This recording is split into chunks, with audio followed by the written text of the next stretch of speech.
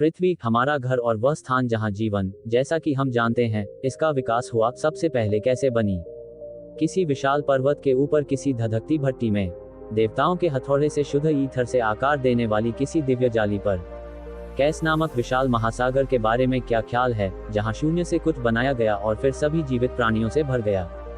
यदि उनमें से कोई भी वृतांत परिचित लगता है, तो वे कुछ प्राचीन किंवदंतियां हैं जो वर्षों से चली आ रही हैं, जो यह वर्णन करने का प्रयास करती हैं कि हमारी दुनिया कैसे बनी। और दिलचस्प बात यह है कि इनमें से कुछ प्राचीन सृजन कहानियों में वैज्ञानिक तथ्य का तत्व शामिल है।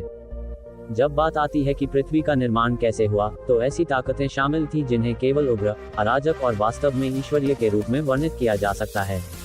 हालांकि पिछली कुछ शताब्दियों में, जिसे आज पृथ्वी विज्ञान के नाम से जाना जाता है, उसमें किए गए अनुसंधान और परिशोधन ने वैज्ञानिकों को हमारी दुनिया का निर्माण कैसे हुआ, इसकी अधिक अनुभवजन्य और वैज्ञानिक समझ को इकट्ठा करने की अनुमति दी है। मूल रूप से, वैज्ञानिकों ने पता लगाया है कि कई अरब साल पहले हमारा सौरमंडल कुछ और नहीं बल्कि खाली जगह में घूमते ठंडे धूल के कणों का एक बादल था।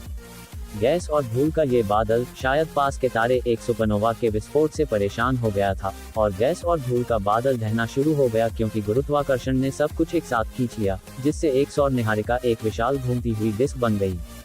जैसे ही यह घूमा, डिस्क छल्लों में विभाजित हो गई और उग्र गति ने कणों को सफेद गर्म बना दिया।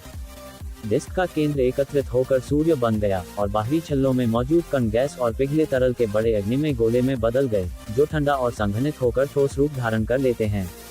लगभग 4.5 अरब वर्ष पहले वे ग्रहों में बदलना शुरू हुए जिन्हें आज हम पृथ्वी, मंगल, शुक्र, बुध और बाहरी ग्रहों के रूप में जानते हैं। वह पहला युग जिसमें पृथ्वी अस्तित्व में थी, हेडियन ईयन के नाम से जाना जाता है। ये नाम ग्रीक शब्द हेड्स, अंडरवर्ल्ड से आया है, जो उस समय ग्रह की स्थिति को दर्शाता है। इसमें पृथ्वी की सतह पर उल्कापिंडों की निरंतर बमबारी और तीव्र ज्वालामुखी शामिल थे, जो इस युग के बड़े ताप प्रवाह और भूतापीय प्रवणता के कारण गंभीर माना जाता है। आउटगैसिंग और ज्वालामुखीय गतिविधि ने आदिम वातावरण का निर्माण किया, और सबूत मौजूद हैं कि सतह पर स्थितियों के बावजूद इस समय तरल पानी मौजूद था।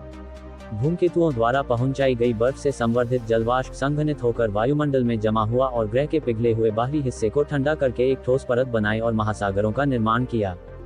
इसी युग के दौरान लगभग 4.48 अरब वर्ष पहले, या सौर मंडल की शुरुआत के 70-110 मिलियन वर्ष बाद की पृथ्वी का एकमात्र उपग्रह चंद्रमा बना था। सबसे आम सिद्धांत, जिसे विशाल प्रभाव परिकल्पना के रूप में जाना जाता है, ये प्रस्तावित करता है कि चंद्रमा की उत्पत्ति मंगल ग्रह के आकार, जिसे कभी कभी थिया भी कहा जाता है, के एक पिंड द्वारा प्रोटो अर्थ पर एक नजर डालने के बाद हुई थी। टक्कर पृथ्वी की कुछ बाहरी परतों को वाष्पीकृत करने और दोनों पिंडों को पिघलाने के लिए पर्याप्त थी, और मेंटल सामग्री का एक हिस्सा पृथ्वी के चारों ओर कक्षा में फेंक दिया गया था। पृथ्वी के चारों ओर कक्षा में इजेक्टा संघनित हो गया और अपने स्वयं के गुरुत्वाकर्षण के प्रभाव में एक अधिक गोलाकार पिंड बन गया, चंद्रमा। हेडियन ईयन लगभग 3.8 अरब वर्ष पहले आर्कियन युग की शुरुआत के साथ समाप्त हुआ। हेडियन की तरह इस कल्प का नाम एक प्राचीन ग्रीक शब्द से लिया गया है, जिसका इस मामले में अर्थ शुरुआत या उत्पत्ति है। यह इस तथ्य को संदर्भित करता है कि इस अवधि के दौरान पृथ्वी काफी ठंडी हो गई थी और जीवन रूपों का विकास शुरू हो गया था। आज अधिकांश जीवन रूप आर्कियन वातावरण में जीवित नहीं रह सकते थे, जिसमें ऑक्सीजन और ओजोन परत की कमी थी। फिर भी ये व्यापक रूप से समझा जाता है कि इसी समय के दौरान अधिकांश आदिकालीन जीवन ने आकार लेना शुरू किया था। हालांकि कुछ वैज्ञानिकों का तर्क है कि हेडियन के अंत के दौरान कई जीवन रूप इससे भी पहले घटित हुए होंगे। इस युग की शुरुआत में मेंटल आज की तुलना में बहुत अधिक गर्म था, संभवतः 1600 डिग्री सेल्सियस 2900 डिग्री फ़ारेनहाइट तक। परिणामस्वरूप ग्रह भूवैज्ञानिक रूप से बहुत अधिक सक्रिय था, संवहन और प्लेट टेक्टोनिक्स जैसी प्रक्रियाएं बहुत तेजी से हुईं, और सबर्क्शन क्षेत्र अधिक सामान्य थे। फिर भी इस काल की तलछटी चट्टानों की उपस्थिति नदियों और महासागरों की प्रचुरता का संकेत देती है।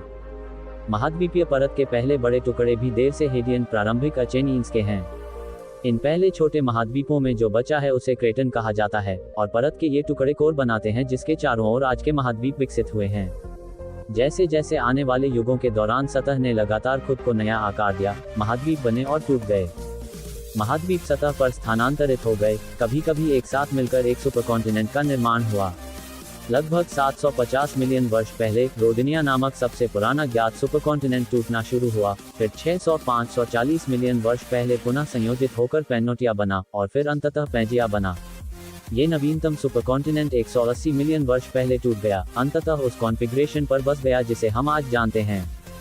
उस समय से भूवैज्ञानिक समय पैमाने पर एक छोटी सी चूक के बाद वे सभी घटनाएं घटित हुई जिन्हें हम हाल का इतिहास मानते हैं। डायनासोरों ने शासन किया और फिर मर गए, स्तनधारियों ने प्रभुत्व हासिल किया, होमिनिड्स धीरे धीरे उस प्रजाति में विकसित होने लगे जिन्हें हम होमो सेपियंस के रूप में जानते हैं, और सभ्यता का उदय हुआ। और यह सब बहुत अधिक धूल, आग और कुछ गंभीर प्रभावों के साथ शुरू हुआ। इससे सूर्य, चंद्रमा, पृथ्वी और जीवन, जैसा कि हम जानते हैं, सभी का निर्माण हुआ।